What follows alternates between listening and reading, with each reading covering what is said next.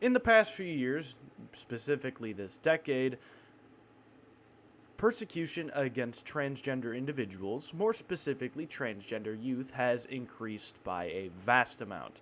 Now, the specific reason for this increase in volatility towards them isn't really known. One could mostly jack it up to it being a political scheme to win votes, which, from what we know in polling, it didn't actually win that many votes. Most votes were won over by Trump and his personality more so than any one specific issue, from what we can tell. But that doesn't mean that trans individuals aren't facing more persecution day after day, with their medical rights being taken away, as well as major billionaires, such as someone like J.K. Rowling, making very harmful statements, such as saying that transgender women should be assumed guilty rather than innocent within the court of law, which goes against a lot of ideals that we hold in accordance with our court of law. I know Britain is different, but it is still a very close country culturally to us, so it's important to mention. So today, I want to actually talk to those affected. I'm going to have on a transgender individual who themselves actually came out as a child, so they're also have experience as a trans youth, and we'll be talking to them about their experiences, what coming out meant for them, how they've been affected by ongoing persecution, and talk about how stuff like puberty blockers and HRT are used by trans youth and trans adults. So join me today as we look at the heart of the problem, and by the heart of the problem, I mean the people affected. Hello. Can Hello? There we go. Okay, we ran into an audio issue. Okay. Whoops. Now you're here. Thank goodness. How are you? Doing good. How are How's you? your day been? Good. I've been all right. Basically just been setting up for this. Um Yep. so as I detailed in the intro that you obviously haven't seen because I recorded that separately. Definitely not. This is and I'm sure you know this. Not exactly the best time to be a trans person in America. No. No. Especially not a trans person that came out when they were a kid, or at least Yeah. on the younger side of things. I'd say early teenager is still a kid, personally. Yeah. Yeah. Um, so basically, what you're here for today. Also, say hi. What's your name? What's your pronouns? What are you studying? I guess I don't know. Go ahead. Hello. My name is Monet. My pronouns are they, them, and I'm studying to work in 2D animation. Cool. Alrighty. So I've known Monet for years. They're one of my best friends, and I thought it would be incredibly appropriate to have them on, have them talk about their experiences, go a bit into it, and talk about other people that they know and what their experiences have been. Basically, we just get a primary source interview for all of this. We're going to be starting with questions mainly tailored to your experience back when you were still a kid. And then as we move along within this interview, I will ask you questions that are more and more relevant to like what's going on right now in America with, the persecution of trans youth that's broadly happening and the trans agenda that is being attacked by conservative and Republican political pundits. So Mm-hmm. we will start out with first, what was your experience just discovering your identity as a kid? Well, it is different for everybody. I will say that my experience was a bit slower than I'd like, because I had an inkling that I wasn't happy with what I was assigned with at birth, back as early as the fourth or fifth grade. But honestly, due to the online space that I was in, and because trans people also weren't popular during that time either. Mm-hmm. And so during that time I was just convinced that, yeah, that's not a thing that I am, until later on when people started being a bit more honest about being trans. That's when I started fully realizing myself and being like, oh, okay, then maybe this is something that I am. What time frame, like what years would you say this was all happening over the course of? I'd say over the course of maybe 2015 to 2020, around that time. Okay. Yeah, I remember even though I was a bit more on the outside of it, I do remember from what little I engaged in like internet discourse back then because I was still Mhm. I was like 10. I do remember Gamergate especially in like 2016 which was Yeah. just a looking back as I've looked into stuff like that, that's one of the more broadly like misogynistic and transphobic like internet movements I've seen. Um and from what I can really tell is trans people have thrived the most like in this country when they're talked about less, it seems almost. I don't know if Yeah. you'd fully agree, but when trans people have just kind of been ignored, it seems like they fare better. Their rights aren't taken away. But the moment they're talked about, it becomes an issue. Um Yeah. Very, very unfortunate. how did your environment like play into that? Like like the environment you grew up in, was it conservative, was it liberal, was it maybe somewhere in between, was it far right, far left? Like how much did that get in the way or aid you in discovering yourself and your identity? It was very in between because while my parents were very liberal, I would say, uh, the school that I went to was at least the kids that went there and a decent amount of what we were being taught was more on the conservative side. So I had a weird mix of both. Um, my peers definitely didn't make it that easy given the abysmal amount of like I identify as a helicopter jokes that were going around during that time. God, I'm yeah. sure. That is the So most as somebody who saw that, I those were everywhere late 2010s, 2018, 2019, everywhere. absolutely everywhere and it's Everywhere. inescapable. They would not stop. It was like the urge. It was just the most basic trans joke ever. Hmm. It's so it's not even creative. I know it's not. There's way more creative ones, at least nowadays, which is horrible to say, but Oh, it's off. That's still. awful to say, but no, it's like you're not even trying. You're not even trying to be The like smart. easiest thing. You're just making it's the lowest hanging fruit, and you just don't even Exactly. care. Hmm. Um, would how was the environment, I guess, home wise, was there freedom for like you as a child to sort of explore your own identity, or was it a very strict environment in that sense in your home life? Only divulge as much as you're willing to, of course. Yeah, yeah. At least for like the beginning, most parts of my life, I was pretty free to do that because my parents always just figured that I was like a tomboy, and so they were just like, "Oh, okay, you can buy whatever," in terms of like what I could wear. So I would always wear like very androgynous clothing, and they wouldn't really think much of it because they weren't really the type to care about that until much later, in my later teens, when my mother started caring a bit more about my appearance when we go to like public gatherings and like fancy places where she was more like, yeah, maybe dress a bit more like this, maybe wear some more makeup, and I'm like, oh, okay. um Did doing that ever like impact you mentally?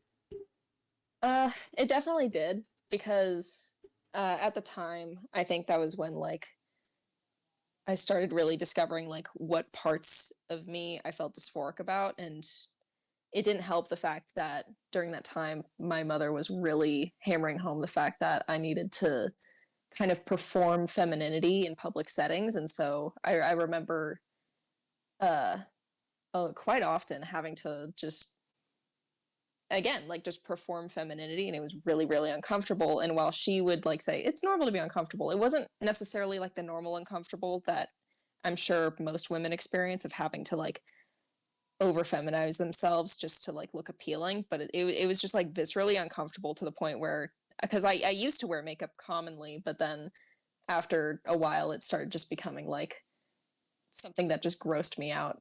Like I didn't want to wear it because it just made me feel like so detached from my own body. You brought up dysphoric feelings, and I kind of want to like hone in on that a little bit.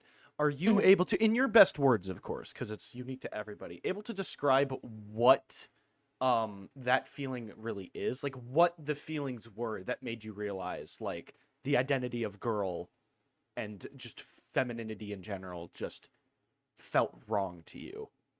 Mhm. I'm sure others would probably explain it. Jesus, sorry. No worries.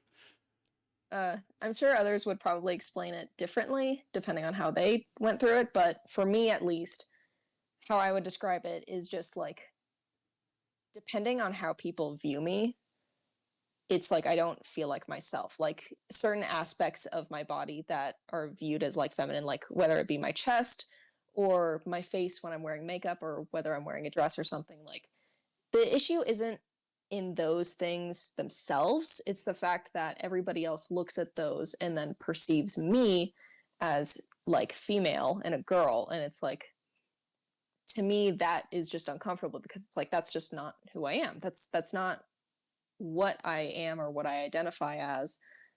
And so it's just this weird, uncomfortable out of body thing where it's like you just don't feel like yourself at all. You feel like you're wearing a bodysuit of someone else that's Okay. very much not you. Um, the way you describe that, I actually want to inquire about how you describe that a bit more because it's similar to some other experiences that I've read and watched Mhm.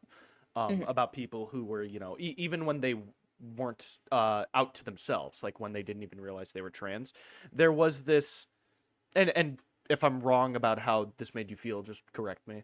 There was Mhm. this ever present like feeling of even if they were in spaces where they were like, people were fine with them and people liked them, right? Mhm. They felt weirdly alone and isolated because even though they didn't know it at the time, they weren't really being themselves. So it felt really isolating. Is that at all reflected in how you feel, or am I putting words in your mouth? I think that makes sense. At least before I like discovered who I was like the loneliest I'd ever been. And that I think that is because of that, because for the longest time I couldn't understand what was quote unquote wrong with me Mm-hmm. because I just didn't feel like myself all the time and I couldn't quite place why. And that does just often make you just kind of disassociate from who you are and makes it hard for you to find out like what you are, who you are as a person. Which another thing that also ties into another thing that I found about the experiences I've read about and watched on a few TED Talks here and there, is that a lot of people, them realizing their identity and coming out isn't necessarily like a issue of them not understanding themselves. It's more an issue of due to whether it be environmental, like due to the environmental context or just what they watch and consume. They quite literally don't have the knowledge, understanding, or vocabulary to describe how they feel. Like you Yeah. said, you didn't really. I think you said this. You didn't really know what was quote unquote wrong with you. You didn't have the Mhm. capability of expressing that yet because you didn't, I Yeah. assume, understand it fully. So that's a, from what I can tell, that seems to be a pretty, not universal but common thing that happens. Oh yeah, absolutely. Alrighty, well, I think we've covered that pretty well. Unless you have something any more to say, which take the floor. It's all yours. I can't think of anything else that I could add No at the moment. worries. Well, we basically covered everything from, pre coming out, coming to terms with who you are, how it made you feel in different contexts. So on to the next question. What was the process of coming out? What were some of the emotions that you had in regards to coming out? Who did you tell first? Who did you feel comfortable telling? Was it a relief to come out? Was it scary? All that nonsense. Not nonsense, Mhm. but Yeah. Ooh, a complicated one, at least for me, because I think, as you know, I had very two very different reactions from both sides of my family. Uh, I first came out to my sister. She was the first person that I came out to because I think she like caught on to it pretty early, and I just felt like safe admitting that to her because like she's also like a queer woman, so it's like, and she's been pretty accepting of trans people, so I felt pretty okay around that. And then next in my family would probably have been my dad and my stepmom, which they were both very supportive. And funny enough, they were both also like, we kind of had a feeling. you know. I So mean, I mean, not to like put my experience because I you came out to me at one point. I did, yeah. This is to reveal how personal this is. I was a person that Monet came out to. I even remember personally when you came out to me, suddenly like 20 different things that I'd never really given much thought all clicked in my brain and it all made sense. Yeah. So this is more of a on the outside of you coming out, but it seems like a lot of people had a very similar response to, yeah, that makes sense. Oh yeah. Which is a very big contrast to when I came out to my mom, which, like, for context, my parents are divorced. They've been divorced for years, but like Hmm. when I did come out to my mother, she was not happy about it. Uh not in like the typical way, I guess. She's a very strange woman, but basically um From what I I've came out heard, to she is a her. bit of an oddball. Sorry, Oh apologies. yeah. Oh yeah, she's very, very strange. I don't know what's wrong with her. But anyways. Anyways, basically I told her uh she when I came out to her, she was very dismissive of it and essentially was like, "No, I don't think you are. I think it's a phase." And when I tried to Mm, explain to her that no, I'd been feeling that way for essentially years, which is true, and I actually didn't come out to her like quickly. I actually came out to her probably like almost a month after I came out to my dad. So that was a while. And then we got into a big argument because I tried to tell her like that this is just going to be a part of me, and that while I understand that she feels this way, this is not how it is. And how also I had called out some of her behavior because she had previously said some kind of charged language towards trans women, and I pointed hmm. that out to her, and then she kind of went on a rant to me about what being a woman is, which was a bit yeesh. But yeah, that ended up happening, which kind of put a strain on our already kind of rough relationship. So Outside of your family, um, other people in your life, friends, other relatives, what was the process of coming out to them like in um comparison? In comparison to your family, were there other emotions associated with it? Other, feelings, other reactions, better, worse? yeah, at least I haven't come out to my other family members really, because we are not in contact with my other family that much. Mm, uh okay.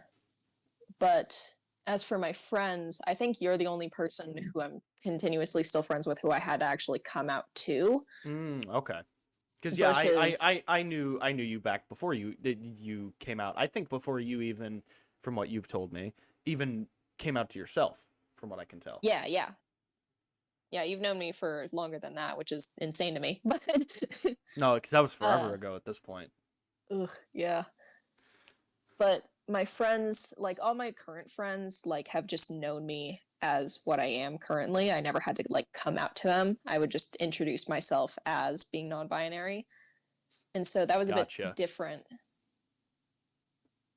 And it was also a lot easier given most of my friends are also like trans. So Mm.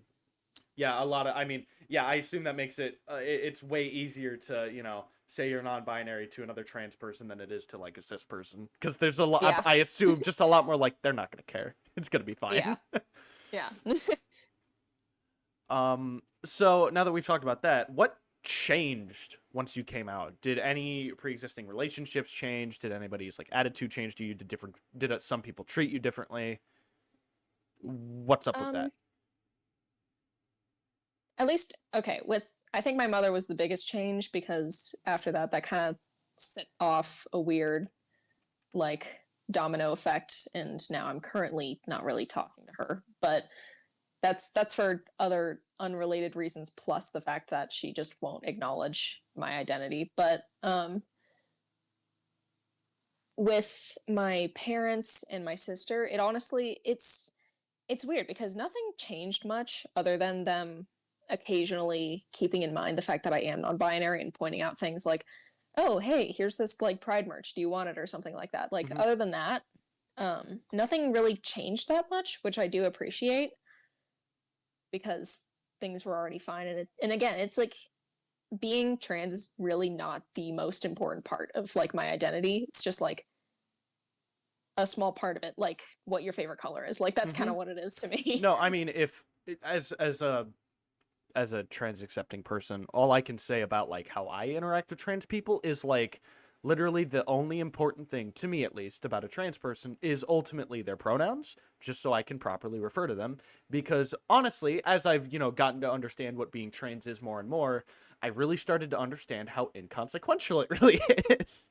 Yeah. It practically does not matter to a certain degree. Not in the sense that it doesn't clearly affect how, a trans person feels in their day to day and how they feel interacting with them, but interacting with a trans person as a non trans person is not different than just interacting with a cis person.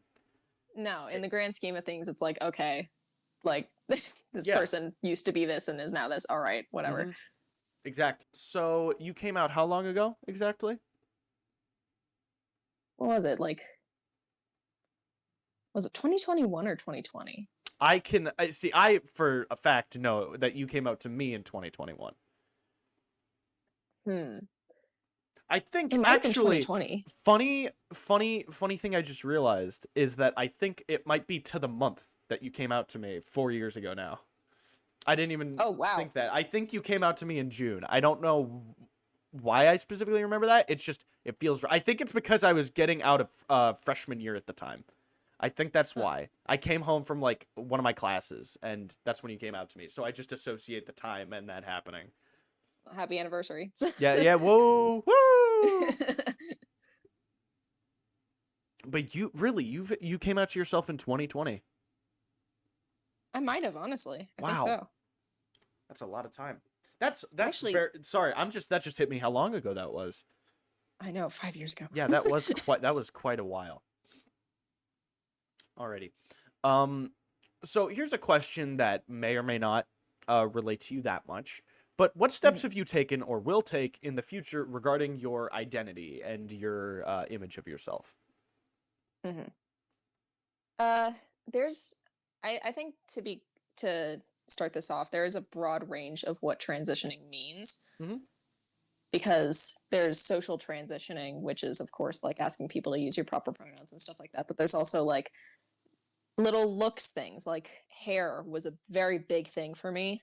I remember, Hmm. like it's still like a very big thing and like part of my own gender expression, as well as like clothing. Some people will use that to like transition, but as for like medical stuff, I don't. I personally don't plan on using hormones. That might change in the future. I have no idea. But as of right now, I don't plan on using testosterone or anything. But in the future, I might consider using top surgery. I am thinking of that. Is there any real reason as to why you would or wouldn't use any amount of HRT, specifically T, testosterone? Yeah. Uh, Personally, it's really just a personal preference thing Hmm. because I am not like a trans man. I may be trans mask, but that's not the same thing. Because there are certain traits with taking testosterone that I personally wouldn't want. Like there's like certain aspects of the like body hair and facial hair that I don't want. I don't want the voice changing effects that it can do to you. Like they're just again, it's a matter of like what people want and what people get out of testosterone. I don't really want personally, Hmm. so that's why I wouldn't take it. All right. So now we get into the really more contemporary focus questions. Have you or anybody you know been affected by the current administration? Because we're looping Yes. back around to the whole persecution of trans youth and trans adults, which if you'll give me just a moment to sum up for anybody listening, as of around 2021 or 2022, I don't remember exactly which year it was, kind of out of nowhere, Republican senators and politicians and uh, kind of just sort of started going after trans people, like kind of out of the blue. It became one of their biggest talking points out of any of the topics they bring up. And it came out of Mm-hmm. nowhere and it suddenly became one of their main focuses. What was originally the way most conservatives, from what I can tell, had the attitude towards trans people of, I think they're sick and bad, but I don't wish ill upon them, to just straight up, no, you're evil monsters forcing this upon our children. Think of the children. Oh, the children. they're abusing the children, you Oh, know. the children. Oh, the children. They do that's basically what it's pivoted to, and it's caused countless anti-trans bills that are focused on both, trans youth and limiting their access to gender-affirming care, as well as trans adults. Again, that's just to sum up all of what's been happening the past few years in America. How has that affected you or anybody you know specifically? Has it been a very noticeable effect? Has it been mostly negligible? Have you noticed like more anti-trans sentiment in the communities that you exist in since this has happened, or has it not really affected the areas you've lived in? All that stuff. It's been a very broad spectrum of that because um, I know, at least personally, my friend who was taking, like, had recently started estrogen, uh, due to the new bills, had that cut off from insurance, so now they have to pay out of pocket for it Mm-hmm. because now it's no longer qualifiable for giving to people with insurance, which is very unfortunate, especially since they were really relying on that because they live in a low income household. So Okay. that was already just a really shitty thing to happen. Another thing that actually happened very recently, um, I think literally just last week, because I live in Denver. Uh, this trans hairstylist, Jax, had gone missing for like nearly 2 months and very recently turned up, and she was found like murdered. Oh, And jeez. it was really horrible. And I remember because when we went to, because me and my sister went to like a pride event, and we had, and all of us and all of the vendors there just had a moment of silence for her because it's just like, that's horrible. And so many different like trans hate crimes have been happening lately, which has made it really scary, especially since they've been happening to not only trans people but also cis people, which has also made me very nervous about going into public restrooms. And because before it was like I could be very nonchalant about it and be like, okay, I'm a little weirded out going into this because I'm not a girl, but fine. But now it's like I'm worried because I'm worried people will think I'm not a girl, which is a very, very different feeling because I've heard way too many stories recently of cis women being dragged out of women's restrooms by police officers or grown men Mm-hmm. yelling and banging at their stalls in the restroom.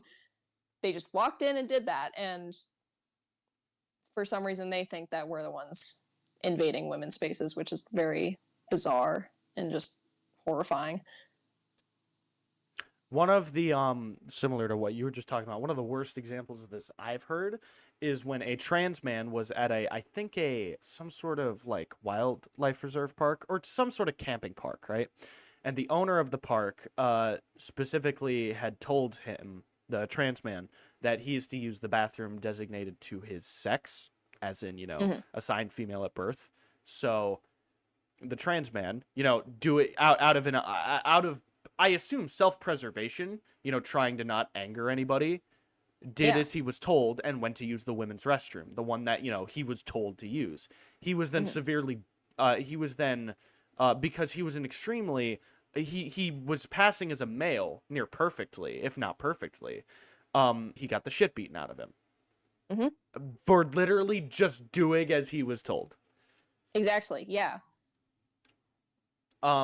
So even though conservatives would say that's a woman going to the women's restroom, right? Because they don't view trans people as valid.